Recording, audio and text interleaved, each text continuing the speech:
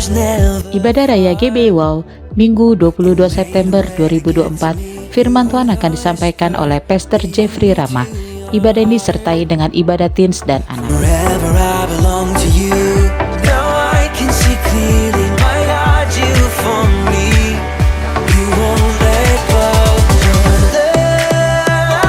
Ibadah Raya GBI Wow, Minggu 29 September 2024, firman Tuhan akan disampaikan oleh Evangelis Esra Manurung. Ibadah ini disertai dengan ibadah teens dan anak.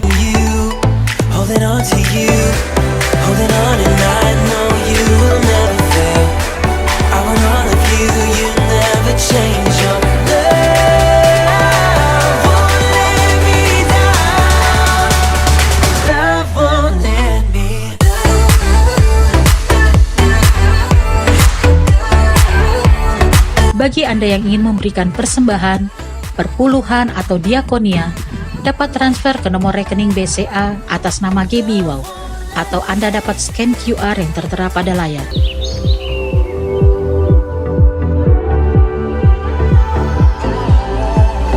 When I was searching, your love was never far.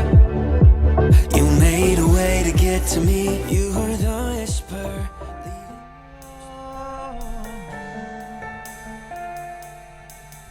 Terima kasih ya Tuhan.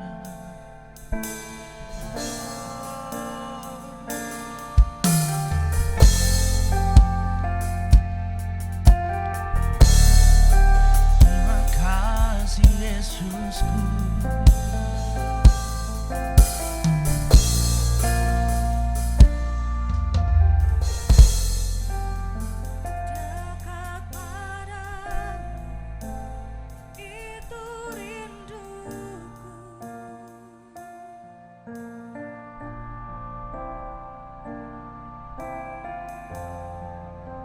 Setiap kataku, kau pun menunggu.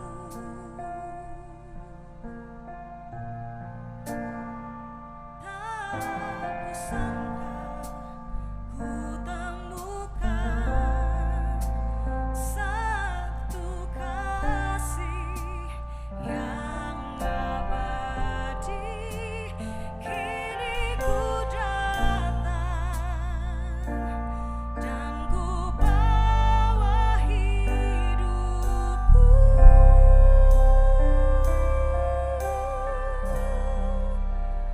memandang wajahmu, mengikuti kebaikanmu, mengejar hadirmu dalam hidupku. Membawa sembahku, menyatakan kebesaranmu, mengajar hadirmu dalam hidupku.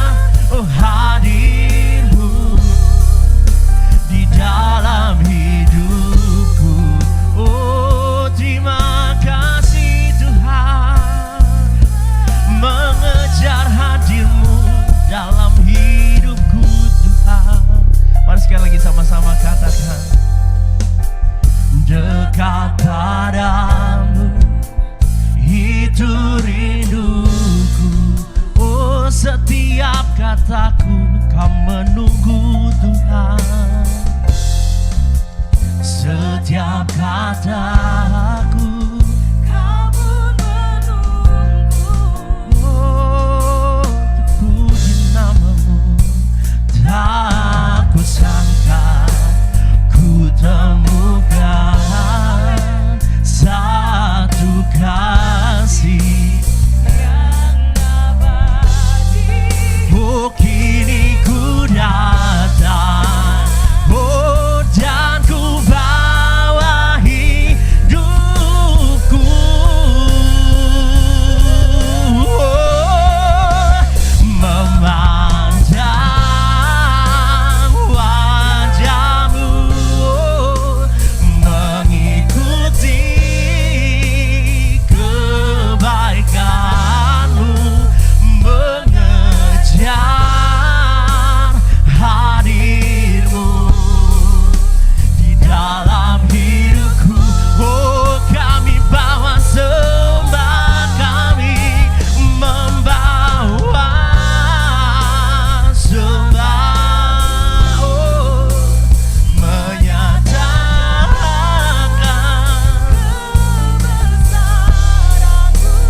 mengejar hadirmu, oh dalam.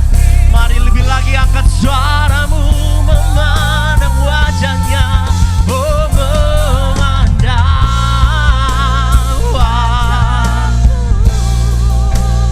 mengikuti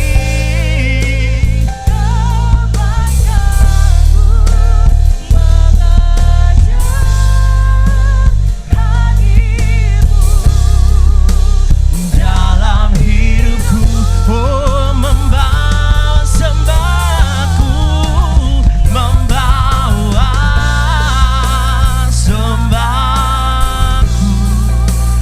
menyatakan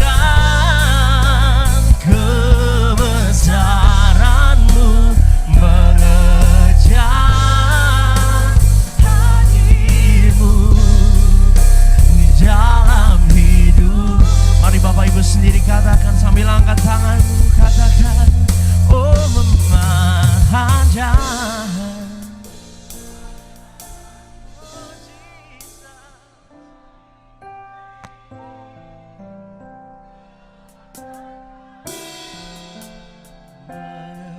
mengejar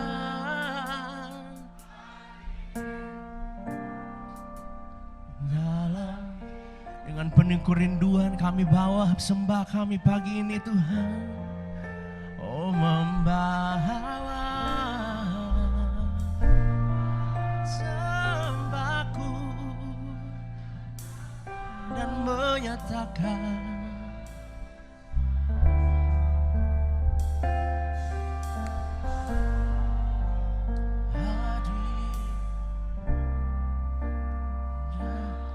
Mari sekali lagi sambil bangkit berdiri Bapak Ibu sendiri katakan memandang wajahmu Tuhan, oh memandang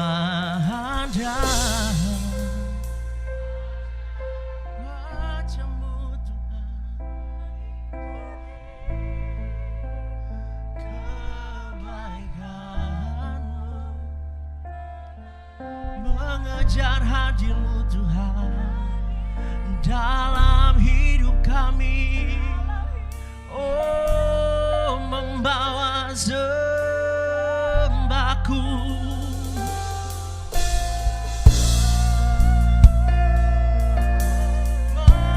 menyatakan.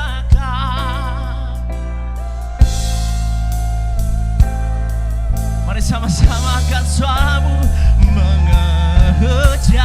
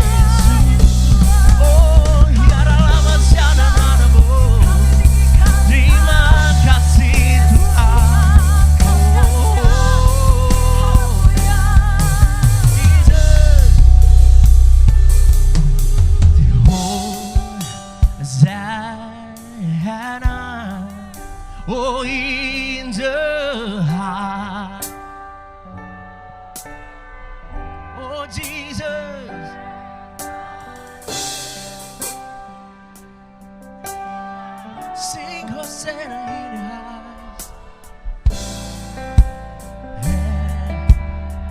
Hosanna in the highest. Hosanna. Oh, in the highest. Let our King be led. Hosanna. Oh,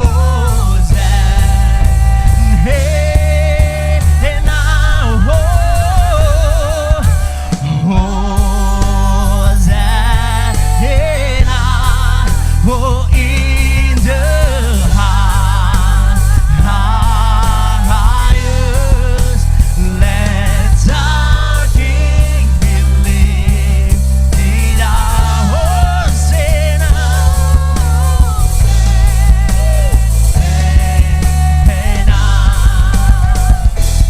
say Hosanna, oh, in the highest, let our King be lifted up. Hosanna. Mari Bapak Ibu sendiri katakan sambil angkat tanganmu, say Hosanna in the highest. Let our King be lifted. Oh, dia Hosanna. Sing Hosanna. Hosanna.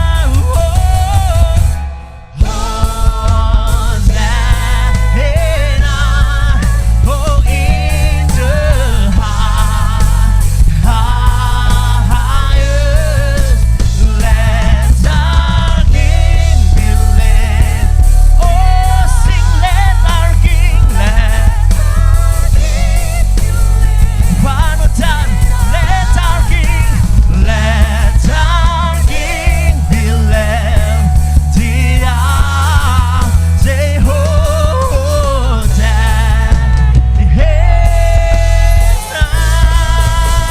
Berikan tepuk tangan yang paling meriah buat Tuhan kita. Haleluya, haleluya. Engkau yang layak kami sembah di tempat ini ya Tuhan. Engkau yang layak kami puji. Dan kami siap untuk memuji, memuliakan Engkau lebih lagi di dalam nama Tuhan Yesus Kristus. Bersama saya katakan, berikan tepuk tangan sekali lagi buat Tuhan kita. Haleluya. Saudara percaya sukacita surga ada di tempat ini, amin. Yang percaya boleh berikan tepuk tangan sekali lagi. Berikan salam kiri kananmu, katakan bersukacitalah. Haleluya.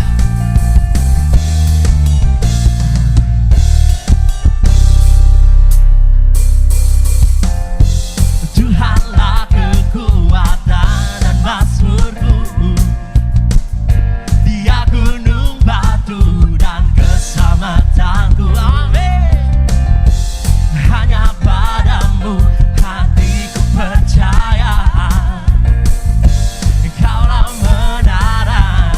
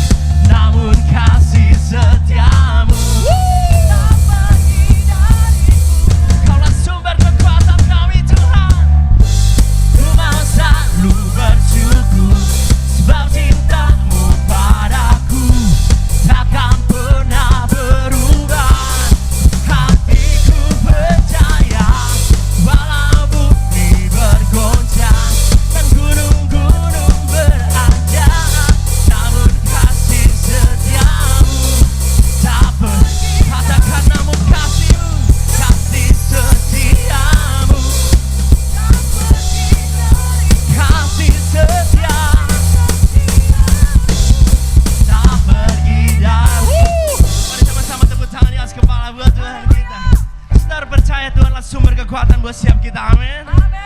Haleluya. Ajaib kau Tuhan, agung dan perkasa, kau sumber kemenanganku, layak berkuasa dan memerintah. Yesus, Yesus, Yesuslah Rajamu, Yesus. Ajaib Tuhan, agung perkasa, kau sumber kemenanganku, layak berkuasa dan memerintah. Yesus namanya, Yesus kaulah Rajamu. Yang percaya sorakan, haleluya. Sama tepuk tangan buat Tuhan kita, haleluya. Mari sekali lagi sama-sama dengan ucapan syukur. Tak terbayang kebesaranmu dan tak terbanding kekuatanmu, Tuhan. Kau megah bagiku setiap jiwa dan pengharapan, telah ku serahkan tuh rencanamu, Tuhan. Kau Raja atasku. Mari sambil angkat tanganmu katakan,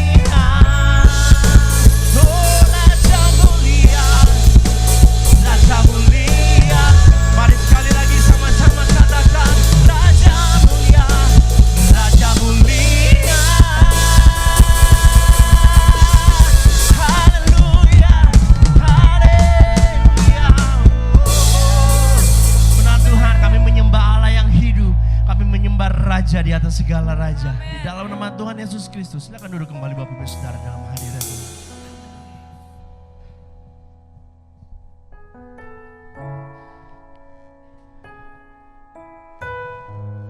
Kami mau tinggal dalam hadirat-Mu pagi hari ini Tuhan.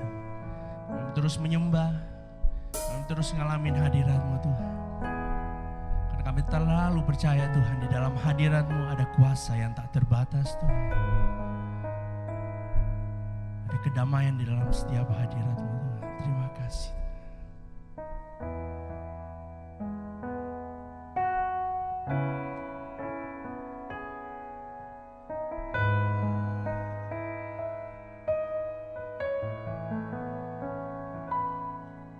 Bapa, Engkau mengenalku lebih dari siapapun. Engkau tahu ceritaku dan isi hatiku. Tak peduli masa lalu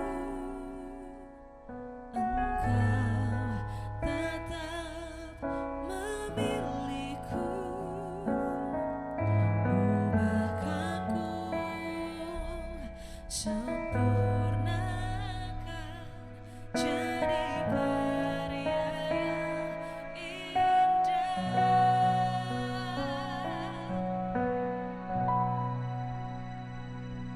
Kini aku percaya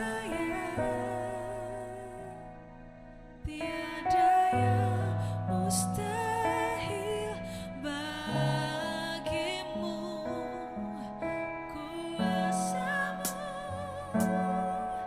kuatkanku, dasarku berharap. Kini aku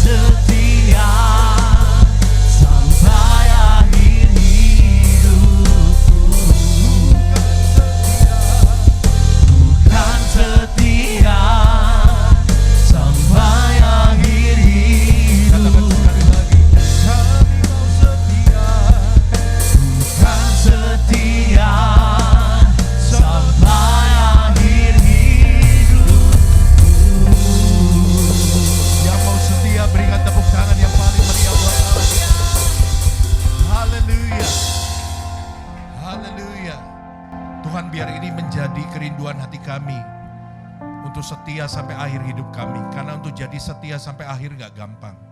Banyak orang yang setia di awal tapi kami gak lihat mereka lagi. Banyak cerita-cerita yang kami dengar. Bagaimana orang yang awalnya menggebu-gebu, mereka melakukan start yang baik. Tetapi sayang sekali ada banyak orang gak bisa mengakhiri dengan baik. Karena itu ini menjadi kerinduan kami dan beban kami Tuhan. Karena itu kami perlu kekuatan dari Tuhan yang memampukan kami untuk berjalan tetap setia sampai akhir. Sehingga ketika kami ketemu dengan Engkau nanti, Engkau berkata, "Sabaslah hai hambaku yang setia. Masuklah dan turutlah dalam kebahagiaan Tuhanmu." Kami rindu jadi orang-orang yang seperti itu. Karena itu pagi hari ini perlengkapi kami sekali lagi dengan kebenaran firman-Mu. Karena kami tahu kami gak bisa diam. Untuk iman kami jadi kuat, kami harus melakukan sesuatu. Apa yang kami dengar hari ini kami lakukan, kami praktekkan. Sehingga itu melatih iman kami dan kami makin melihat bahwa Tuhan itu hidup dalam hidup kami. Urapi hamba-Mu yang terbatas ini. Biar dengan hikmat yang tidak terbatas dan pimpinan Roh Kudus, hamba-Mu dimampukan untuk menyampaikan apa yang menjadi kerinduan-Mu bagi kami semua.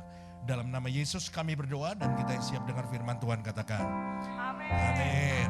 Sebelum saudara duduk, saya pengen saudara bilang sama kiri kanan saudara, kamu pasti bisa setia sampai akhir. Ya, kamu pasti bisa setia sampai akhir. Oke, duduk. Silakan duduk, saudara. Ya, maksudnya setia sama Tuhan itu yang terutama ya. Tadi yang ngomong sama pasangannya juga bilang setia sama aku ya sampai akhir ya. Shalom, selamat siang saudara. Shalom. Halo. Puji Tuhan. Senang sekali ngelihat saudara hari ini bisa sehat, duduk sama-sama di tempat ini dalam sukacita Tuhan. Dan kita mau sama-sama belajar ya dari firman Tuhan ya. Hari ini saya ingin sharing sama saudara. Kemarin itu gembala saudara ngirim WA sama saya, kasih tahu bulan ini sedang bahas tentang purpose driven life. Yaitu hidup yang dikendalikan oleh tujuan. Saudara-saudara, sebetulnya ini sesuatu yang basic sekali dalam kehidupan kita. Bukan hanya untuk orang Kristen. Bicara soal tujuan itu bicara sesuatu yang basic sekali. Kenapa? Karena sesuatu yang gak punya tujuan akan membuat saudara tuh liar. Makanya Alkitab bilang umatku binasa karena gak dapat wahyu. Karena mereka gak punya satu driven yang jelas. Dalam hidup kita perlu yang namanya tujuan. Kita gak ngomongin Kristen dulu nih saudara. Dalam hidup kita, aktivitas kita sehari-hari, kita perlu yang namanya tujuan. Betul gak? Saudara bangun pagi, hari ini saudara bingung mau ngapain, kalau saudara gak punya tujuan, saudara akan nyimpang kanan, nyimpang kiri, saudara gak tahu apa yang harus saudara lakukan, sehingga saudara wasting time. Karena itu dalam hidup kita perlu mengetahui yang namanya tujuan, terutama di dalam Tuhan. Bahwa saudara tidak diciptakan dengan tidak sengaja. You are not created by accident, enggak. Saudara percaya bahwa every second in your life itu udah ada di dalam tulisannya Tuhan. Bahwa jauh sebelum kau ada di dalam dunia ini, firman Tuhan bilang jauh sebelum saudara lahir dalam dunia ini, Tuhan itu sudah punya tulisan dan cerita hidupmu sudah dibuat sama Tuhan. Dan ini yang harus kita lakukan, yaitu mencari cerita hidup kita. Tuhan itu nulisnya apa? Mencari tujuan hidupmu di dalam Tuhan. Nah saudara-saudara, setiap kita itu punya tujuan yang umum dan juga punya tujuan yang spesifik. Karena itu setiap orang unik di dalam Tuhan. You are not somebody else dan don't try to be copycat. Saudara bukan orang lain dan jangan pernah mencoba untuk menjadi orang lain. Sebab ada sesuatu di dalam diri saudara yang hanya saudara sendiri bisa lakukan dan orang lain enggak. Halo? Siapapun saudara, saya percaya bahwa siapapun saudara, setiap saudara di tempat ini ada sesuatu, ada gift yang Tuhan kasih sama saudara untuk memenuhi cerita hidup yang Tuhan sudah tulis buat hidup saudara, dan itu hanya bisa dilakukan fulfill sama saudara dan gak bisa dilakukan sama orang lain. So jangan coba untuk memenuhi tujuannya orang lain yang bukan tujuan saudara. Yang ngerti katakan amin. You have to find out apa yang menjadi tujuan Tuhan bagi saudara, diri saudara sendiri. Nggak usah pusing sama orang lain. Kalau orang lain begini kita mau ikut, orang lain begitu kita mau ikut. Orang lain punya labubu. Ya, pusing saya nggak suka sama labubu sudah. Tahukah saudara bahwa labubu itu perempuan? Kalau laki-laki labupak. Be yourself. Halo. Jadi dirimu sendiri. Temukan tujuan Tuhan dalam dirimu. Temukan tujuan yang spesifik dalam dirimu. Nah hari ini saya nggak bisa bahas tujuan spesifik Tuhan dalam diri saudara. Karena masing-masing orang beda-beda. Tapi saya mau kita lihat satu hal. Yang Tuhan ngomong. Untuk apa kita ada di dunia ini. Karya keselamatan itu bukan sekedar masuk surga. Yesus menyelamatkan kita. Bukan sekedar kita masuk surga. Kenapa? Karena pada waktu kita diselamatkan sama Tuhan, terima Tuhan, kita masih hidup. Hari ini kita ada di dunia. Itu belum final. Jadi, kalau saudara berpikir bahwa Yesus udah selamatin saya udah terima Yesus, deh gitu saya nggak mesti buat apa-apa, saudara salah. Tuhan punya purpose, sekali lagi kita ngomong purpose, selama saudara dibiarkan hidup di dalam dunia. Nah apa purpose-nya? Salah satunya adalah Matius 5 ayat 13. Firman Tuhan bilang begini, kita baca aja yuk sama-sama yuk. Oke, judul khotbah saya tadi itu, The Salt of the Earth. Kita baca sama-sama Matius 5 ayat 13, 1, 2, 3. Kamu adalah garam dunia. Jika garam itu menjadi tawar, dengan apakah ia diasinkan? Tidak ada lagi gunanya selain dibuang dan diinjak orang. Firman Tuhan bilang bahwa kehadiran kita di dunia ini, selama kamu hidup, aku punya purpose sama kamu. Supaya apa? Supaya kamu menjadi the salt of the earth, garam dunia. Saudara-saudara, pernah nggak kita berpikir begini? Saya waktu bikin khotbah ini ya, saya tiba-tiba sampai kepada satu pemikiran, bahwa satu-satunya kebanggaan daripada garam adalah selama dia masih bisa memiliki rasa asin. Nothing else. Betul gak? Garam itu gak punya kebanggaan lain selain rasa asin yang dia punya. Sehingga Alkitab bilang apa? Kalau garam itu udah gak punya rasa asin, satu-satunya gift yang dia punya itu udah gak ada, walaupun secara bentuk dia masih kelihatan dan bisa dipegang, Alkitab bilang apa? Gak ada lagi gunanya, no use, selain dibuang dan diinjak orang. Sebetulnya kalimat ini, ayat ini lagi nemplak kita. Kita seringkali baca ayat ini, oh iya gue udah tahu, biasa aja begitu. Waktu saya baca ayat ini berulang-ulang dan saya dapat pemikiran yang tadi saya bagi sama saudara, bahwa satu-satunya kebanggaan garam itu ternyata karena dia cuma punya rasa asin. Kasihan garam tuh. Dia cuma punya satu kebanggaan. Selama dia asin, maka dia masih berguna. Selama dia asin, dia masih bisa bangga jadi garam. Tapi ketika garam itu udah gak asin, dia bukan hanya gak bisa bangga. Alkitab bilang apa? Dia akan dibuang. Dan bukan cuma itu, diinjak. Dibuang artinya apa? Gak ada lu juga gak apa-apa. Halo? Kenapa saya bilang ini nemplak kita? Tuhan suruh kita jadi garam. Sekaligus Tuhan bilang apa? Kalau kamu selama hidup di dunia gak punya rasa asin. Sorry to say, lu ada nggak ada, itu nggak ada gunanya bagi kerajaan sorga dan bagi orang lain. Kenapa banyak orang Kristen itu dibuang dan diinjak orang? Ngerti ya? Dalam tanda kutip. Kenapa banyak orang Kristen diomongin orang? Kenapa banyak orang Kristen dilecehin orang? Kenapa banyak orang Kristen di marketplace kita menjadi orang yang seakan-akan dibuang dan diinjak orang? Kenapa? Coba kita refleksi diri kita. Jangan-jangan rasa asin itu udah gak ada dalam hidup kita. Sehingga orang bilang apa? Ada lu gak ada lu, itu gak ada bedanya. Malah lebih baik kalau lu gak ada. Kalau udah kayak gitu mati dah kita. Artinya hidup kita itu udah gak beri rasa apa-apa sama orang lain. Dan waktu hidup kita gak bisa beri rasa apa-apa sama orang lain, artinya apa? Artinya kita kehilangan tujuannya Tuhan dalam hidup kita. Nah saudara-saudara yang dikasihi Tuhan, hari ini saya kasih ada tiga hal yang bisa kita kerjakan secara simpel. Bagaimana hidup kita bisa memberikan rasa asin. Memberikan rasa asin itu memberikan dampak bagi orang lain. Tahukah saudara bahwa kita dikenal sebagai orang Kristen bukan karena karunia roh yang kita punya, tapi karena buah roh yang kita hasilkan. Halo. Sekali lagi ya, jam-jam rawan ini. Kalau ada kata-kata kalimat sulit ya, mencernanya kurang cepat. Kita ini dikenal orang sebagai orang Kristen, orang bisa lihat Tuhan dalam hidup kita bukan karena karunia roh yang ada dalam hidup kita. Kenapa kok bukan karena karunia roh? Karena iblis juga bisa mengeluarkan karunia roh. Iblis bisa menyembuhkan dan lain sebagainya, iblis bisa. Tapi orang kenal kita sebagai anak Tuhan, orang kenal kita sebagai orang yang punya Tuhan dalam hidup kita, orang bisa lihat Tuhan dalam hidup kita karena buah roh yang kita keluarkan. Dan bicara soal buah roh itu bicara soal melepaskan sesuatu.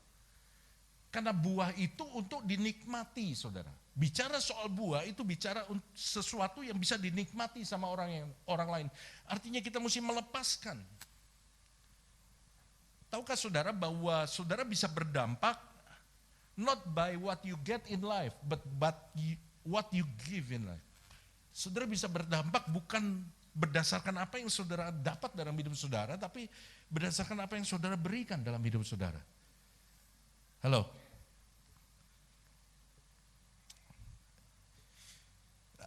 Mari kita belajar, ada 3 hal sederhana yang saya catat di sini. Mungkin ada banyak, tapi hari ini saya bagikan 3 hal sederhana.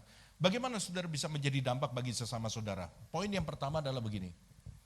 Bangunlah integritas dalam hubungan saudara. Bangunlah integritas dalam hubungan saudara. Memberi dampak itu bicara soal hidup yang menyentuh hidup orang lain. Dan manusia nggak bisa hidup tanpa berhubungan dengan orang lain. Saudara memerlukan one another, betul saudara? Saudara memerlukan orang lain. Saudara punya uang banyak, tapi saudara nggak bisa hidup dengan uang banyak itu tanpa orang lain. Karena itu saudara, salah satu bagaimana kita bisa memberi rasa asin sama orang adalah kalau kita menyadari bahwa kita harus selalu relate dengan orang lain. Artinya apa? Ada sesuatu yang bisa kita bagikan. Karena berhubungan dengan orang lain itu sesuatu yang pasti kita kerjakan. Kenapa kita nggak berpikir untuk menjadi berkat di dalam sesuatu yang pasti terjadi dalam hidup kita? Nggak usah pusing yang lain-lain dulu, nggak usah pusing cari yang besar-besar. Tapi kita akan selalu berhubungan dengan orang lain, artinya apa? Ini adalah kesempatan bagi kita untuk kita bisa memberikan rasa kepada setiap orang yang touching sama kita. Dan kita bisa memberikan rasa sama orang yang berhubungan sama kita, bersentuhan dengan kita bisa membawa dampak, menjadi memberikan kebaikan sama mereka. Mereka bisa merasakan blessing dalam hubungan sama kita, kalau kita punya integritas dalam hubungan. Integritas itu akan menyebabkan orang nyaman berhubungan dengan kita. Bahasa simpelnya begitu. Integritas itu akan membuat orang nyaman berhubungan sama kita. Saudara tahu kalau saudara takut berhubungan dengan seseorang, ini hubungan yang gak sehat. Halo? Kita ngomong dalam kelompok yang kecil, keluarga. Kalau anak itu ketakutan ngomong sama bapaknya, ini berarti keluarga yang gak sehat. Betul gak saudara? Rumah harusnya menjadi tempat yang paling nyaman di mana semua orang bisa berkomunikasi secara terbuka dan gak ada border. Saudara setuju sama saya?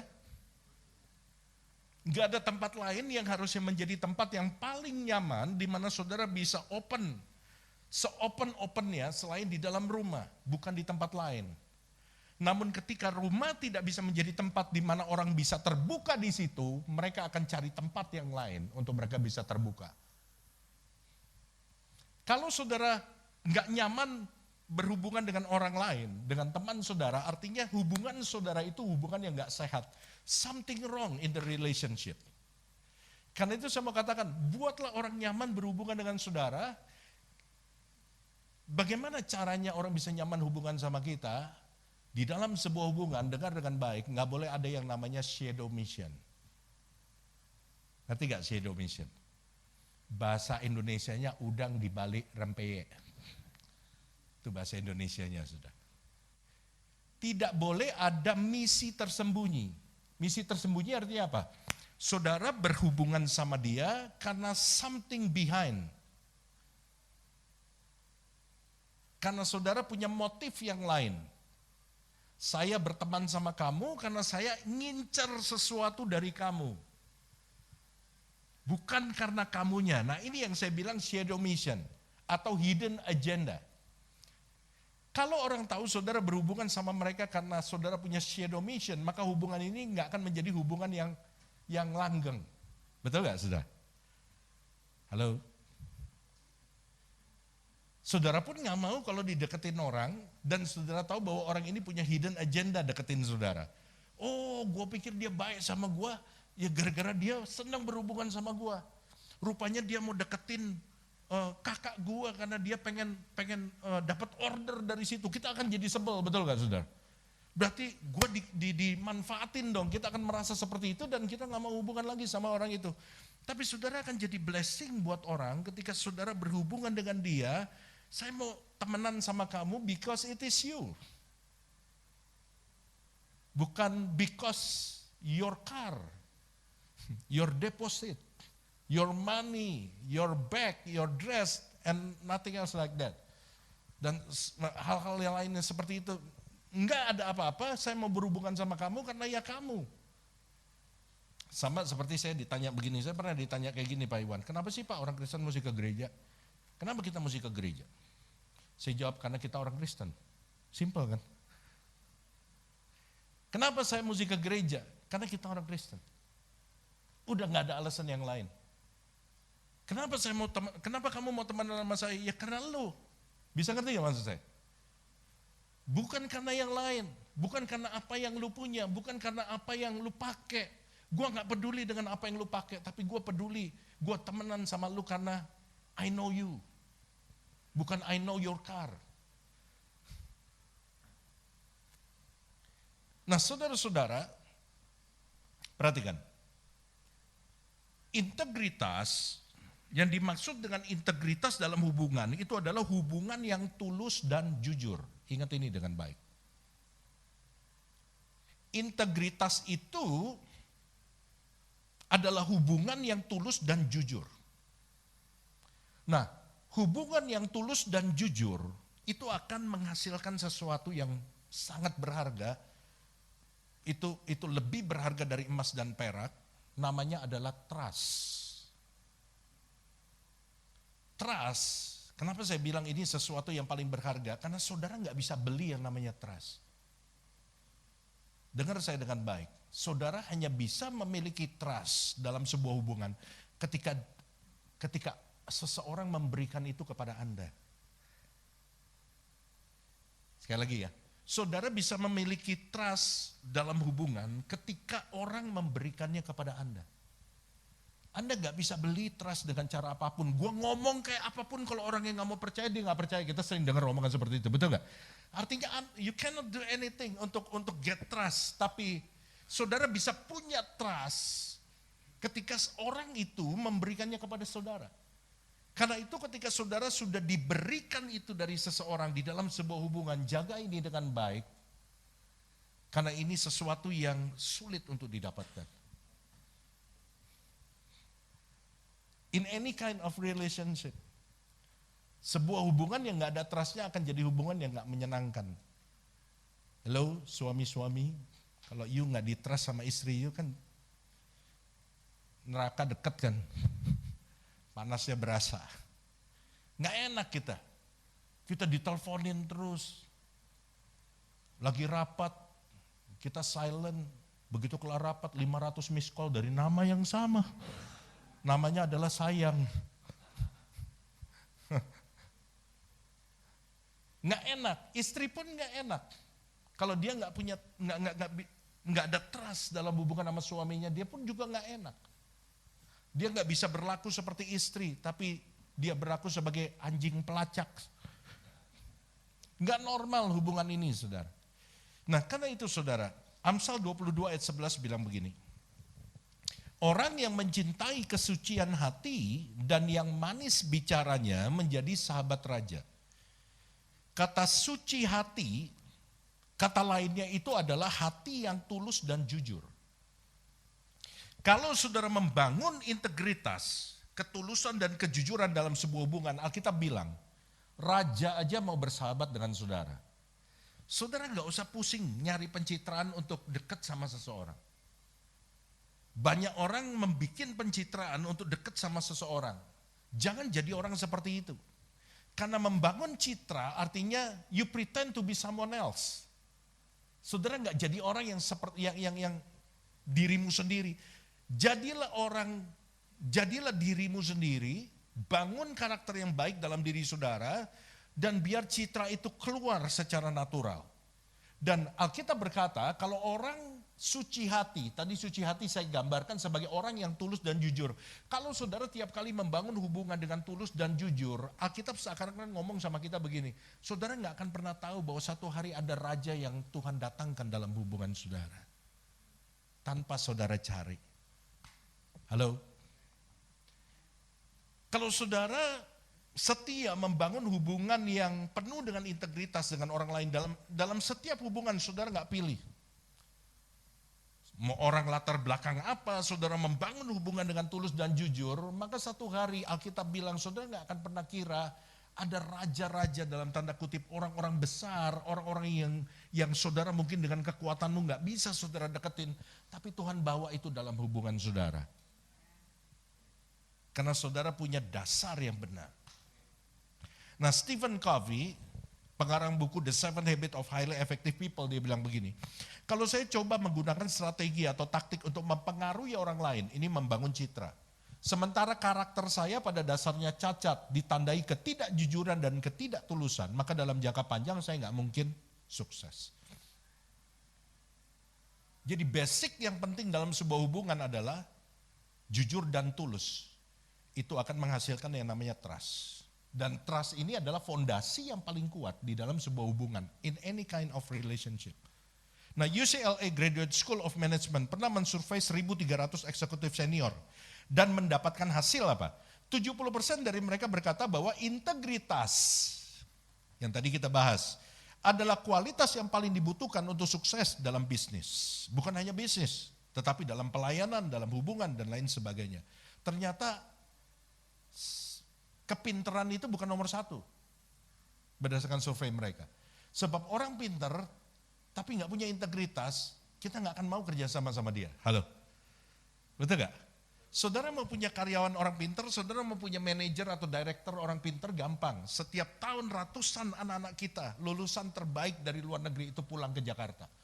Saudara cuma perlu siapkan uang yang lebih banyak untuk gaji mereka, tapi cari orang yang dipercaya, nggak semudah itu.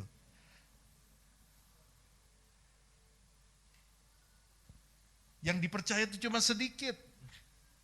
Tapi tahukah saudara, yang sedikit selalu punya bargain power yang lebih tinggi dibandingkan dengan yang banyak. Kalau saudara punya kemampuan yang banyak orang punya, maka saudara nggak punya bargain power. Tapi kalau saudara punya kemampuan yang nggak banyak orang yang punya, dan saingan saudara pun lebih sedikit karena nggak banyak orang punya, saudara punya bargain power yang besar. Halo, jadilah orang yang sedikit itu. Yang kedua, bagaimana kita bisa memberikan rasa? So far saudara oke? Bisa ngikutin apa yang saya ngomong? Kalau enggak, oh Pak bahasanya saya kurang ngerti, nanti saya rubah pakai bahasa Jawa. Yang kedua, kalau saudara ingin hidupmu memberikan dampak buat orang lain, kerjakan segala sesuatu dengan segenap hati, bukan separuh hati. Kenapa kita mesti kerjain? Kenapa mengerjakan sesuatu dengan segenap hati itu bisa memberikan dampak? Karena orang yang ngerjain setengah hati, dengan segenap hati, resultnya pasti beda. Betul gak? Halo? Yuk kita lihat ayatnya. Matius 22 ayat 37. Apa kerinduan Tuhan dari ayat ini? Jawab Yesus kepadanya, kasihilah Tuhan Allahmu dengan segenap hatimu, dan dengan segenap jiwamu, dan dengan segenap akal budimu. Kata segenap diulang 3 kali di sini. Artinya Tuhan kasih satu impresi di kata itu. Perhatikan, pay attention to this word. Bahwa aku senang dengan orang yang mengasihi aku bukan setengah hati. Tapi wholeheartedly, sepenuh hati. Artinya Tuhan senang ketika kita melakukan segala sesuatu dengan segenap hati kita. Segenap kemampuan kita, segenap perhatian kita. Di dalam segala hal. Dalam pelayanan, di dalam kita mengasihi pasangan kita, Di dalam kita mengasihi Tuhan, dalam ayat ini, kasihilah Tuhan Allahmu dengan segenap hati. Sebab yang segenap hati itu punya result yang maksimal dibandingkan dengan yang setengah hati. Saudara kalau jalan-jalan setengah hati, mau nggak mau, ya udah akhirnya jalan, jadi nggak nikmat kan? Betul nggak? Tapi kalau saudara lakukan hal yang sederhana, saudara jalan-jalan ke Jepang setengah hati dibandingkan saudara jalan-jalan ke Bandung dengan segenap hati, saudara akan lebih menikmati yang ke Bandung. Betul gak? Tapi kalau bisa ke Jepang segenap hati, ya lebih baik ke saudara ya. Saya pilih yang itu. Apapun yang saudara lakukan dalam bidang apapun, kalau saudara ingin menjadi dampak, jadilah berbeda dengan orang lain. Karena yang sama itu tidak menarik. Halo? Saudara main reel gak atau TikTok? Kemarin ini heboh soal handphone. Tiba-tiba Cina keluarin handphone yang bisa dilipat 3. Halo? Saya punya handphone bisa dilipat 2. Saya beli ini terpaksa saudara. Dan ini handphone pertama yang saya beli sepanjang hidup saya.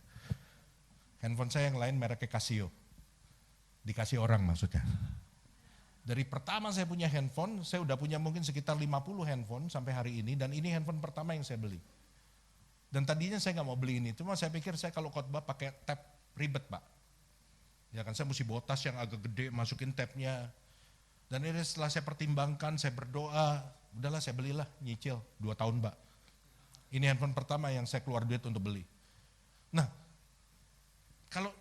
kalau saya bawa handphone yang bisa dilipat 2, kita lagi ngobrol. Saudara mungkin ada beberapa orang di sini yang juga mungkin handphonenya sama. Saudara nggak terlalu tertarik lihat handphone saya, tapi tiba-tiba Pak Iwan keluarin handphone yang dilipatnya 16. Semua mata akan tertuju ke Pak Iwan. Kenapa? Different. Ngerti? Kenapa orang nggak mau tahu cerita hidup kita? Karena mungkin cerita hidup kita nggak beda sama dia. Dia dosa, kita dosa. Dia nipu, kita nipu. Dia lakukan yang biasa, kita lakukan yang biasa. Tapi kalau saudara mau jadi beda, orang lain lakukan setengah hati, you do wholeheartedly. Kamu lakukan sepenuh hati. In any kind. Ada yang suka buat kue? Nggak diminta, saya pesan, bayar. Saudara kalau buat kue lagi nggak mood, apa yang terjadi?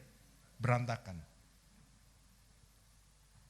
Tapi kalau saudara buat kue moodnya lagi bagus, hasilnya maksimal, betul gak?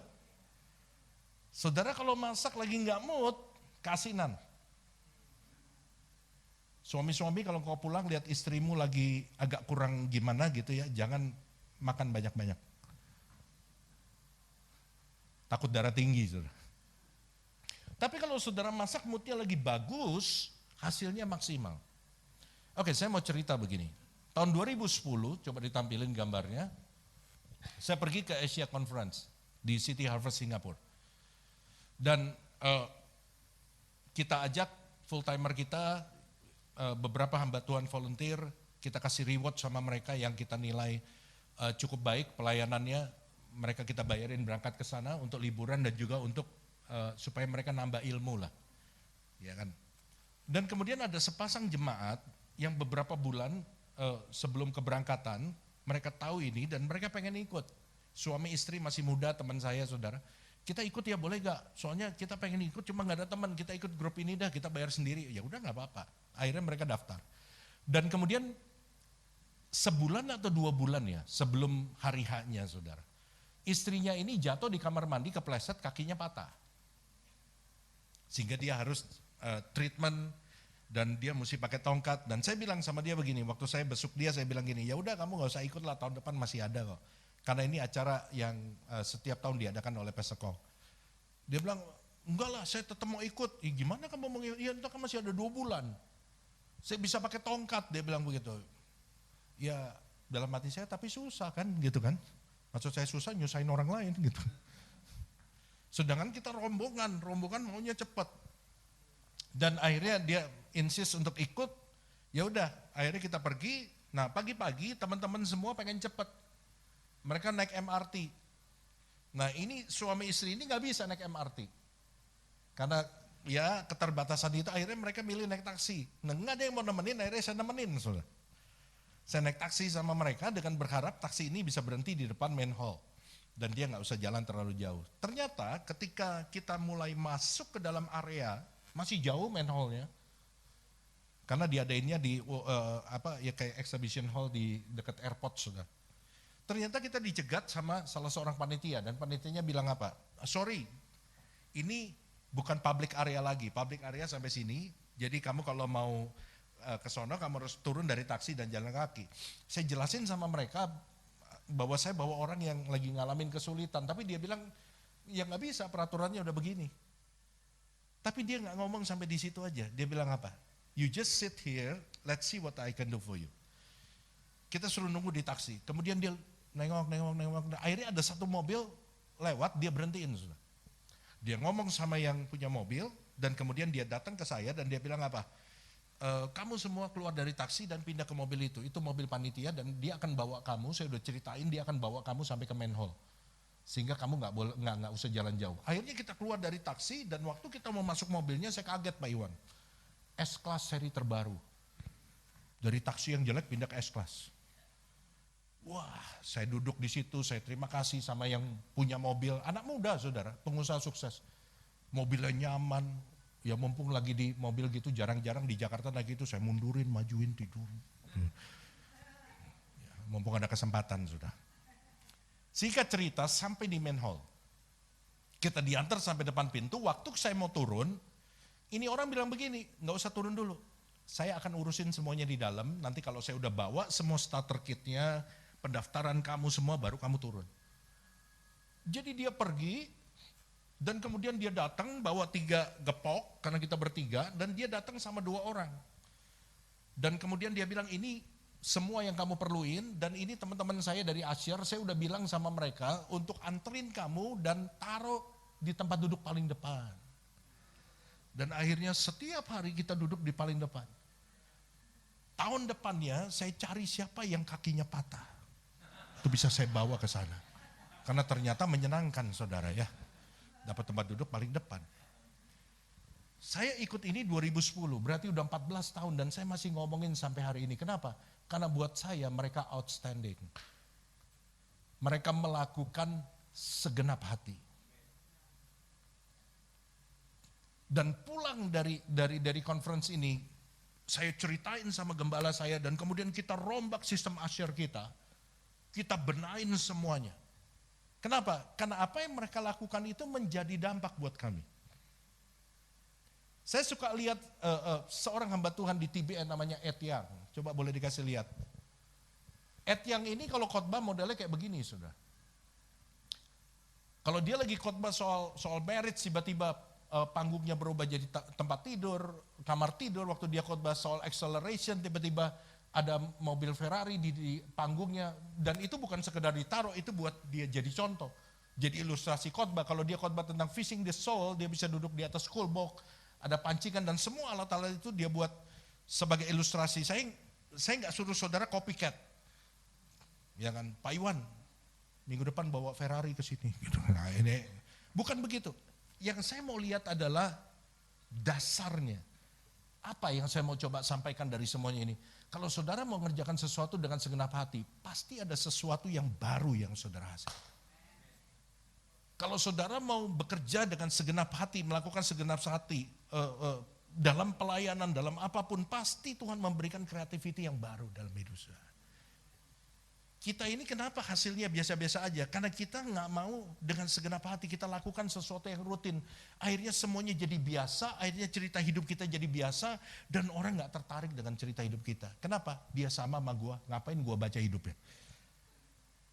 Halo? Tapi kalau saudara pengen hidupmu memberikan rasa, ingat ini, lakukan segala sesuatu dengan segenap hati. Waktu saudara tolong orang, lakukan dengan segenap hati. Waktu saudara melayani orang, lakukan dengan segenap hati.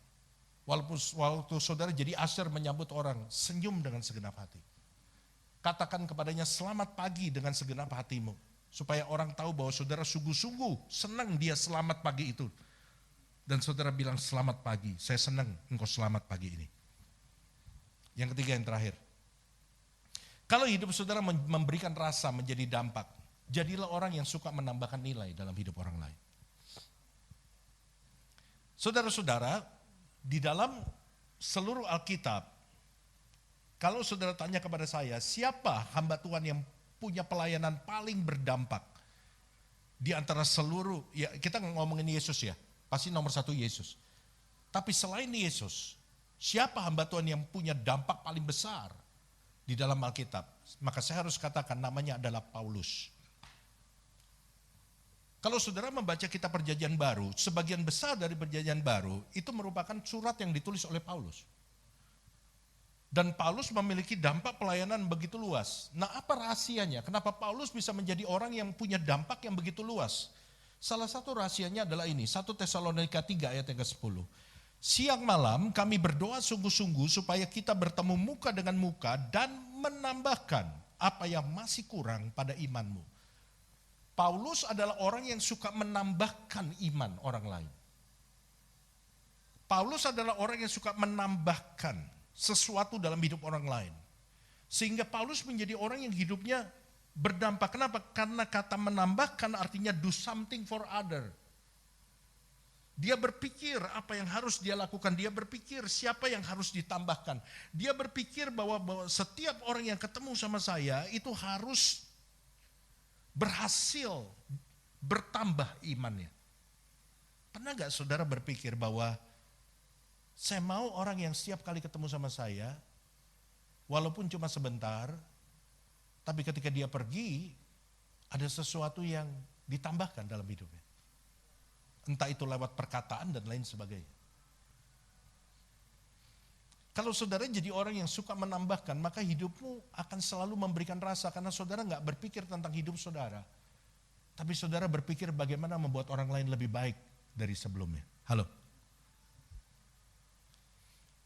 John Maxwell dalam bukunya Winning with People, dia berkata ada 4 jenis orang. Nah, saya bagi 2 aja. Ya, saya sharing yang 2 aja. Dari 4 itu ada 2 orang. Yang pertama, orang yang suka mengurangi. Jenis orang yang suka mengurangi. Saudara pernah gak punya teman? Mudah-mudahan enggak. Ya tiap kali ketemu dia tuh capek gitu. Saudara datang senang-senang ketemu dia tuh kepala aduh kayaknya penuh gitu. Karena yang dia ceritanya masalah terus. Nah, dia sedang mengurangi energi saudara. Dia mengurangi sukacita saudara. Nah, John Maxwell bilang hindari orang-orang seperti ini. Karena orang ini akan mengambil semua kelebihan-kelebihan yang ada dalam diri saudara. Dan yang paling celaka dia kurangin uang saudara. Tiap kali ketemu mintanya ditraktir makan aja gitu kan. Ada orang yang begitu tuh. Tiap kali makan maunya ngikut. Tapi giliran bayar bill sakit perut. Sakit perut saudara. Sampai semua temannya udah pulang dia gak keluar-keluar dari WC saudara. Tapi John Maxwell bilang di antara 4 orang ini ada juga orang yang punya sifat tipe orang yang suka menambahkan sesuatu. Bergaulah dengan orang seperti ini.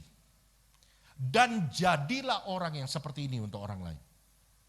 Maka saudara akan memiliki dunia yang makin lama makin luas. Kenapa? Karena pada dasarnya orang senang bergaul dengan orang yang suka menambahkan sesuatu. Kita gak selalu ngomongin duit loh. Tapi kalau gua ngobrol sama dia, gua tuh seger, pikiran gua tuh terbuka, gua dapat wawasan insight yang baru. Saudara senang gak sama orang ngomong gitu? Dibandingin sama orang yang ceritanya masalah melulu. Kalau gue ngobrol sama dia, gue dapat pengetahuan yang baru. Kalau gue ngobrol sama dia, gue dapat energi yang baru. Gue datang lemes, banyak masalah. Ngomong sama dia, gue pulang pasti melihat pengharapan. Ini orang yang akan dicari sama orang lain. Carilah orang seperti itu dalam hidup saudara, dan jadilah orang seperti itu untuk orang lain. Kalau saudara adalah pemimpin perusahaan, saya selalu katakan saudara adalah orang yang punya kesempatan besar untuk menambahkan sesuatu pada orang lain. Karena saudara punya karyawan. Dan karyawan saudara kalau dipanggil pasti datang. Kalau teman belum tentu datang.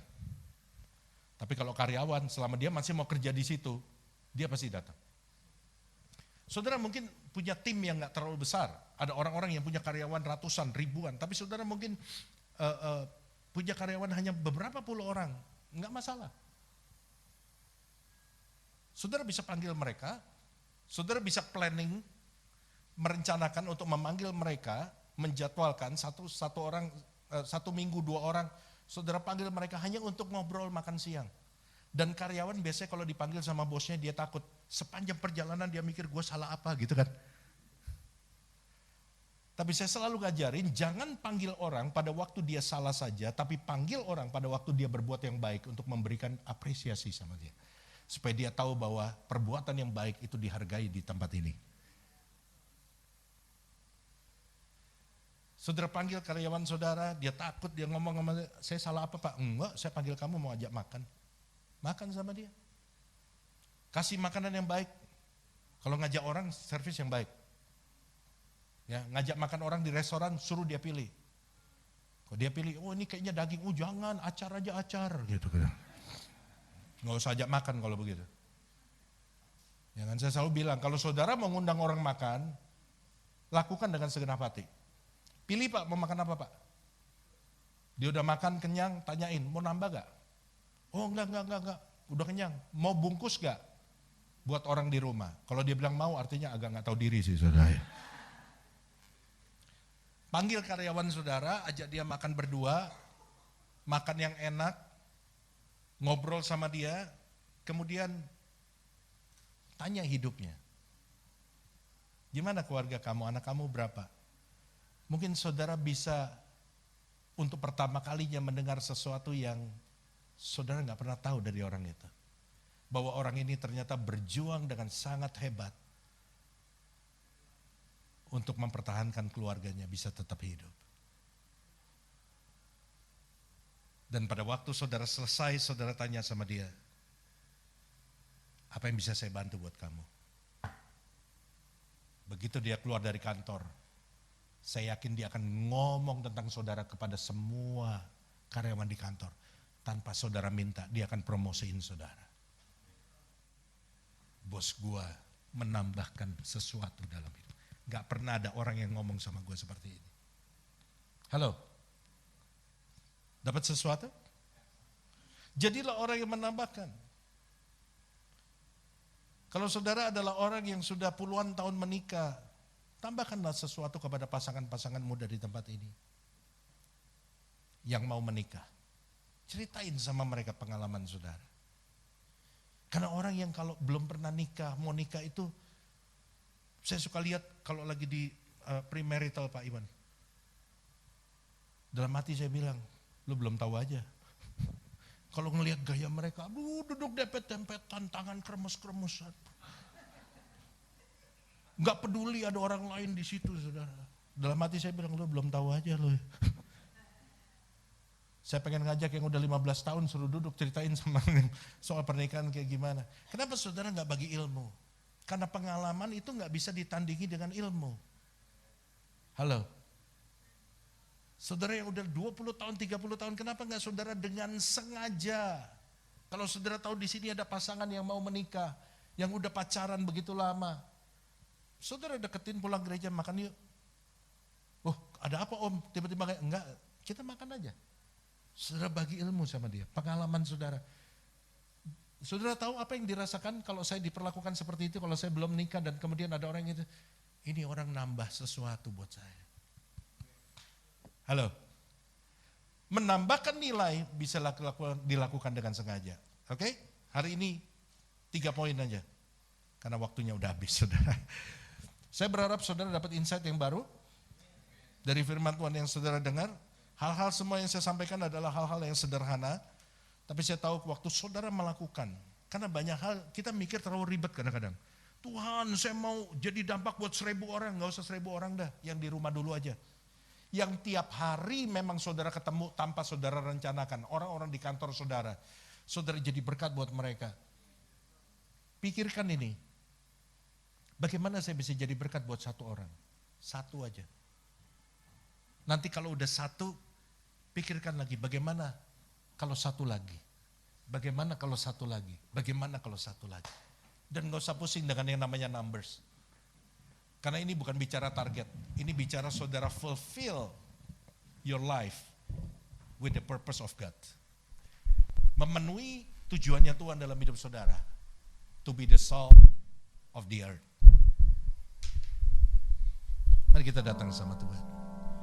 Ku hidup karena percaya Kau yang berjanji setia, pengharapanku selalu ada di dalam-Mu. Ku tidak akan menyerah, ku tidak akan menyerah, meski dalam kesesakan. Seluruh hidupku dalam genggaman-Mu. Mari kita bangkit berdiri sama-sama. Katakan dengan iman, aku punya Tuhan yang besar. Aku punya Tuhan yang besar, yang telah berjanji dan sanggup menggenapi imanku, bersepakat percaya kuasa-Nya. Ku terima sekarang kemenangan dari-Mu. Saudara percaya bahwa kita punya Tuhan yang besar. Mari katakan, ku hidup karena percaya.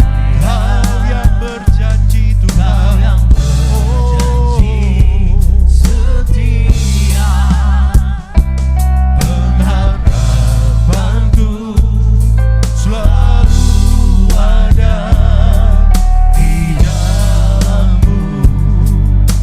Aku tidak akan pernah menyerah dengan apapun. Ku tidak akan menyerah.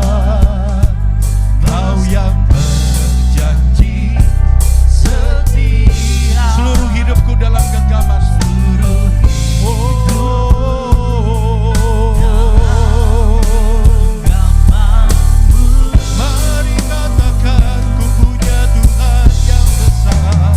Aku punya Tuhan yang besar, yang telah berjanji dan sanggup menggenapi imanku, bersepakat percaya kuasa-Nya.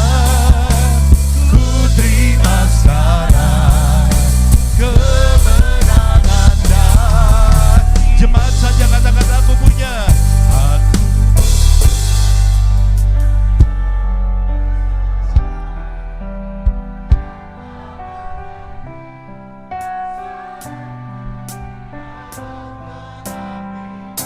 Imanku bersepakat.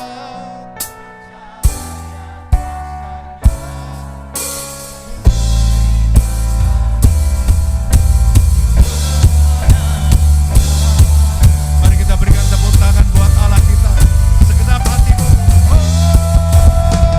Aku punya Tuhan yang besar, yang telah berjanji dan sanggup menggenapi imanku, bersepakat percaya kuasa-Nya. Ku terima sekarang kemenangan dari-Mu. Imanku bersepakat, imanku bersepakat percaya kuasa-Nya. Ku terima sekarang kemenangan dari. Sekali lagi, imanku bersepakat, imanku bersepakat percaya kuasa-Nya. Ku terima sekarang kemenangan dari-Mu.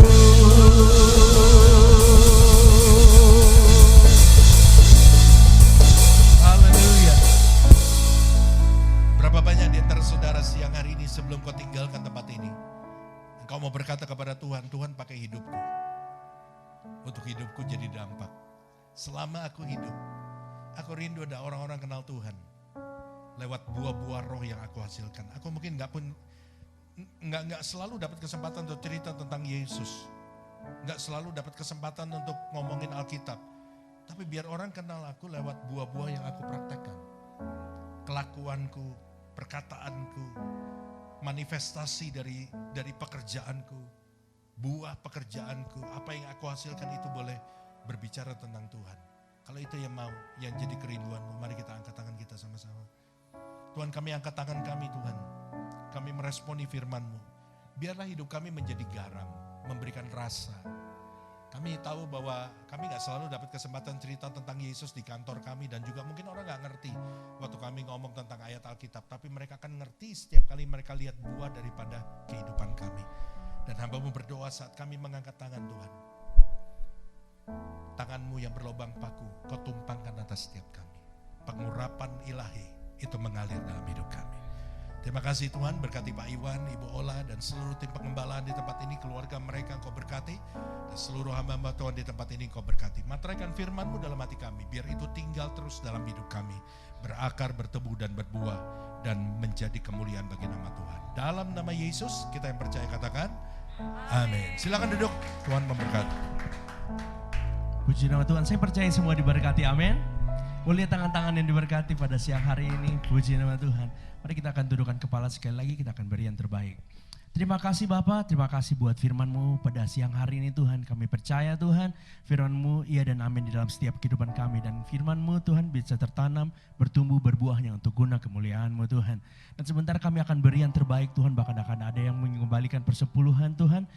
Biarlah Engkau tilik dari tempat maha tinggi, balas berkat sesuai dengan janji-Mu. Dan apa yang kami akan beri Tuhan, kami akan beri yang terbaik untuk pekerjaan di tempat ini. Di dalam nama Tuhan Yesus Kristus, haleluya, amin. Sambil Bapak Ibu memberikan persembahan, kita akan mendengarkan pengumuman melalui multimedia.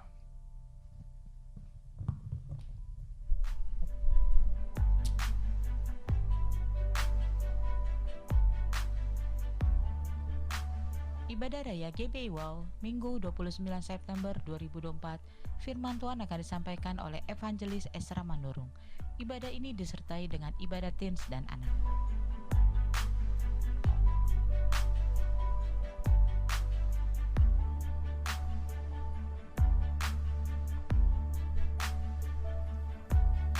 It is my joy to sing of the one who died for me. Bagi Anda yang ingin memberikan persembahan, perpuluhan atau diakonia, dapat transfer ke nomor rekening BCA atas nama GBI Wow, atau Anda dapat scan QR yang tertera pada layar. Who paid it all? Only Jesus.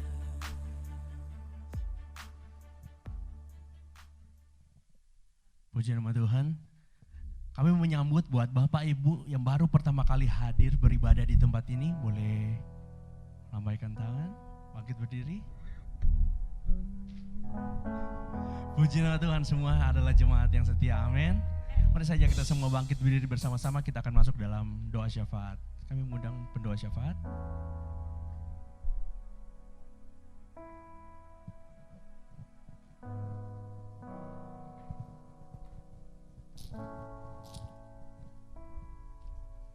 Mari kita berdoa. Bapa yang baik, terima kasih untuk siang hari ini Tuhan. Terima kasih untuk firman-Mu Tuhan. Kami bersyukur Tuhan, Engkau boleh mengajarkan kami untuk menjadi orang yang berintegritas Tuhan. Engkau mengajarkan kami menjadi garam bagi dunia ini Tuhan. Mungkin gak banyak Tuhan, tapi kami berdoa.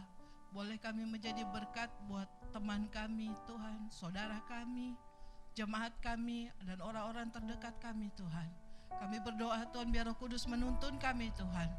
Mungkin apa yang kami lakukan hanya kecil, tapi kami percaya Tuhan kalau itu dengan kuasa Roh Kudus, kami percaya itu akan menjadi pengaruh bagi orang Tuhan. Paling tidak kami memberkati mereka Tuhan, bukan membuat mereka merasa susah Tuhan.